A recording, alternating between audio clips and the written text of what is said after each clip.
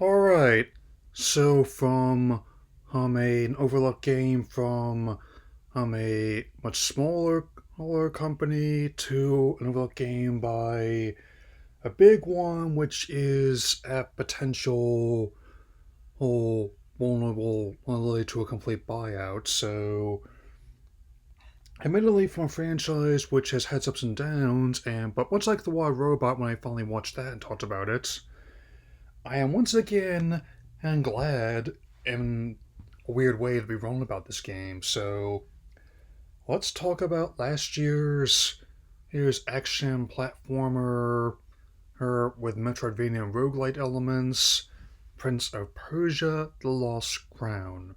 So both the title and subtitle have multiple meanings, and while the one you play as Sargon on even with my and others' dismay about the Killmonger cut he was sporting, hurting, is actually kind of unique approach to who playable character, given how over time it's been a title other than one person. Not just when in the games came back into prominence 2000s, but also even way back with the early titles on PCs like the Commodore 64, the Apple II, and I think a handful of Atari computers as well. But the one you had to rescue, Gasson, who, I mean, the insane incident is after you and your party are commended for defending the kingdom. The prince is absconded with by a new individual who wants to abscond the throne for herself over the prince's head, and it falls to you to who rescue him. And here's where it's interesting, where you actually end up going through a mountainous city of Mount Quaff, who and because of the way it's situated on the mountain, it's actually a it occupies a unique place in both space and time, where it doesn't really progress in a typical fashion, and actually manages to work the whole non-linear approach to action platforming in a unique way, actually capturing the best elements of both the newer games as well as the classic cinematic platformers that were spawned from them, albeit with more modern niceties, such as multiple different save points and be able to upgrade your special abilities as you regress. That's mean helps out Mercury Steam, who again I was skeptical they're not initially as well, but they had the same talents with it, their previous work. Metroid Dread was my favorite games 2021, for example. Well, and if you run into a roadblock, that's not a problem. You can always go back to it later with the stuff you had before. And also, one of the things I always liked about that approach to gameplay, a especially with the two franchises that popularize a whole non-linear approach to platforming, is to poke around finding secrets, be they intentional or otherwise. It's basically as delicious a combination as peanut butter and chocolate is two great things that go great together. Which also brings me to the more regrettable aspect of the game. It's even though it was highly acclaimed by critics and those who did play it, personally I'm fashionably late to this party. I also found like a similar game released on the same year, The Rogue Prince of Persia, way more interesting at the time. It only sold at launch at best 300,000 copies across all platforms, both PC and console. Well, I actually tried it now because there's the whole section with of Uplay titles with my PS Plus accounts.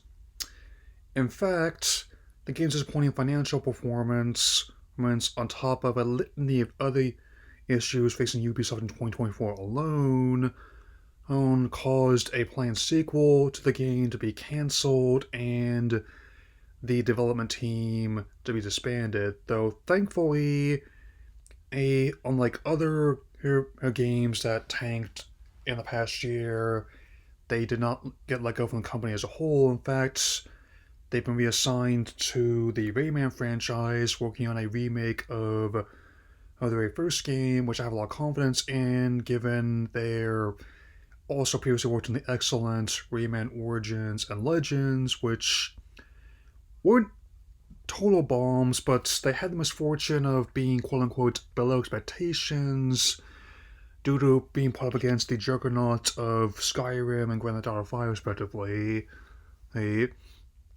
And naturally, competition played a big part in this game's performance as well. I mean, while 2024 may not have been and the watershed year of 2023 was, it still had more than its fair share of entertaining titles in the first month of the year alone, including, but not limited to, Persona 3 Reload, Like a Dragon Infinite Wealth, Tekken 8, and yes, even Power World, as controversial as that game has been, and not just for the fact that they support the right to arm Grisbolts either.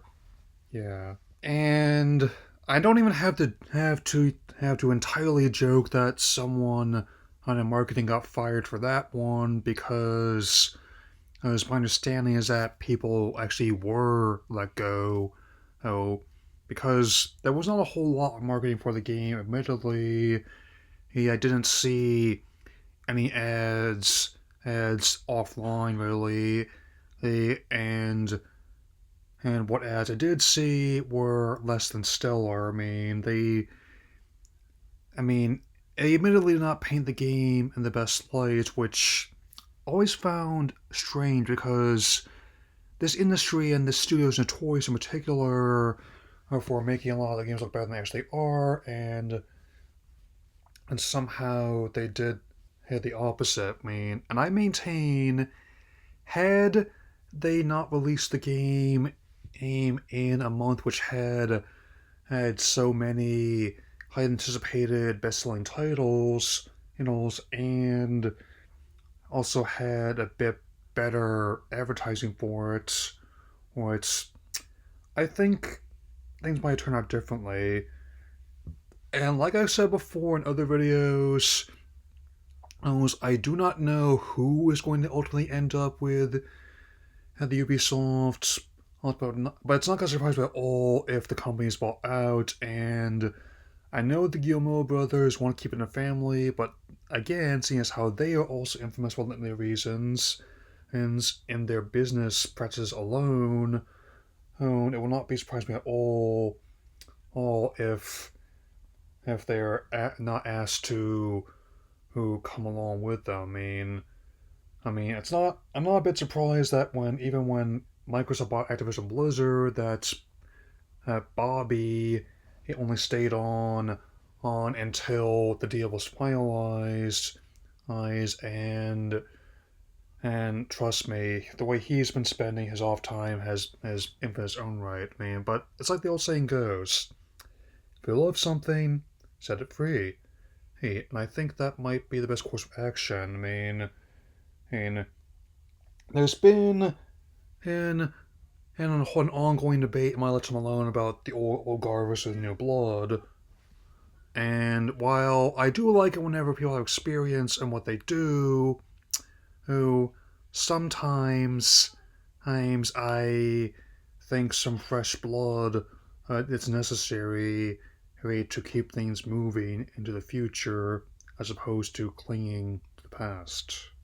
Anyway, have just over a week left in this month, and there's some other stuff coming online as soon as this week that I've been wanting to talk about for a while. I just was deciding to give it a bit of a wider berth because of how busy I am, and I've been so. And Also, mulling over what I'll be doing in April, I'll tell you one thing for sure. I am not going to that Minecraft movie, but I am at least morbidly curious about trying this new nugget sauce and apple pie dessert. So that'll be all for now. Take care, everyone.